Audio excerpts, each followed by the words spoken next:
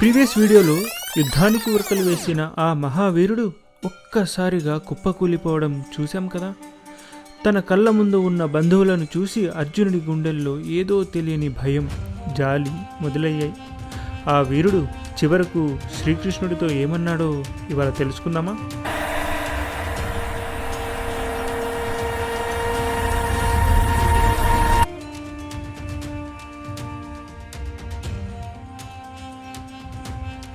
Welcome to Hindu సనాతన ధర్మం.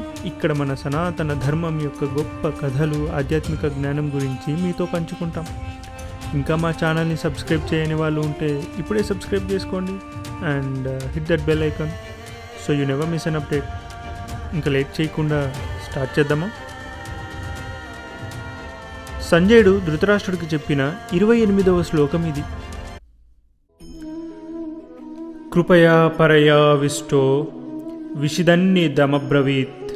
అర్జున ఉవాచ దృష్ట్వేమం స్వజనం కృష్ణ యుయుత్సుం సముపస్థితం. అర్జునుడు ఇప్పుడు ఒక యోధుడిలా లేడు. అతను కృపయా పరయోవిష్టో అంటే అపరిమితమైన కరుణతో, జాలితో నిండిపోయి ఉన్నాడు. ఇవాళ చనిపోబోయేవారు నా వాళ్ళే, వాళ్ళలో ఉన్నది కూడా నా రక్తమే, వీళ్ళంతా నా కుటుంబమే అని ఆలోచిస్తున్నాడు.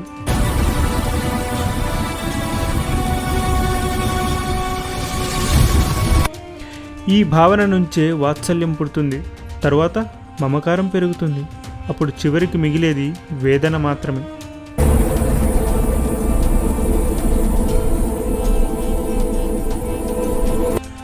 పక్కనే నిలబడి ఉన్న కృష్ణుణ్ణి చూసి అర్జునుడు ఇలా అంటున్నాడు. కృష్ణ, యుద్ధం చేయడానికి ఉత్సాహంగా ఇక్కడికి వచ్చాను.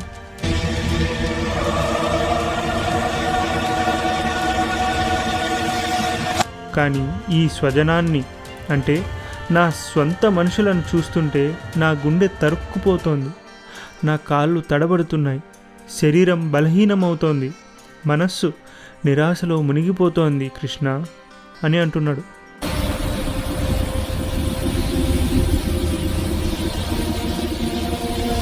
ఇక్కడ గమనించాల్సిన విషయం ఏంటంటే అర్జునుడు వారిని శత్రువులు అనడం లేదు, స్వజనం అంటున్నాడు. అంటే తన వారు అనే భావన అతని కర్తవ్యాన్ని కప్పేసింది.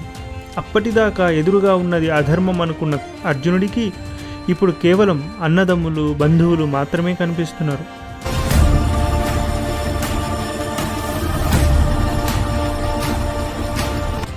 భౌతిక ప్రేమ లిమిటెడ్ అయినది.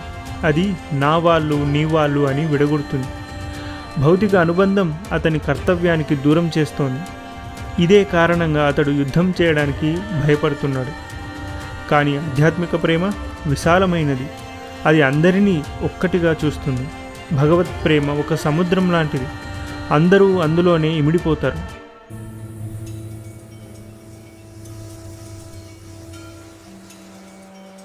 ఇక్కడ మనకు ఒక అద్భుతమైన పాఠం ఉంది. మన లైఫ్లో మనం కూడా ఇలాంటి సిచ్యువేషన్స్ని ఫేస్ చేస్తాం కదా. జాలి పడటం మంచిదే, కానీ అది మనల్ని బలహీనపరిచి మనం చేయాల్సిన సరైన డ్యూటీని ఆపేస్తే అది ప్రమాదకరం.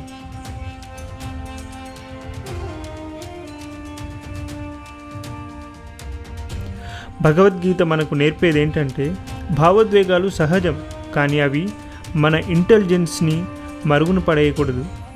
అర్జునుడి జాలి అతని యుద్ధం నుండి తప్పించాలనుకుంటోంది, కానీ ఆ యుద్ధం వ్యక్తిగత కక్ష కోసం కాదు, ప్రపంచంలో ధర్మాన్ని నిలబెట్టడం కోసం జరుగుతోంది.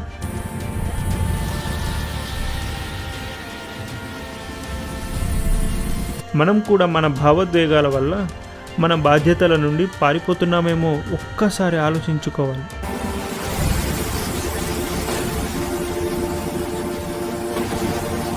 అర్జునుడి ఈ మానసిక స్థితి అతని శరీరంపై ఎలాంటి ప్రభావం చూపించింది, అతని గాంధీవం ఏమైంది, అది తెలుసుకోవాలంటే 29వ శ్లోకం కోసం సిద్ధంగా ఉండండి.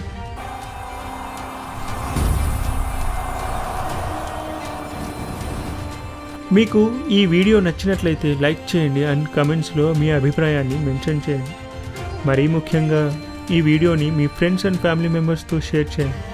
ఇంకా చాలామంది ఇలా మన ధర్మాన్ని తెలుసుకోవాలి. త్వరలో కలుద్దాం. జై శ్రీకృష్ణ.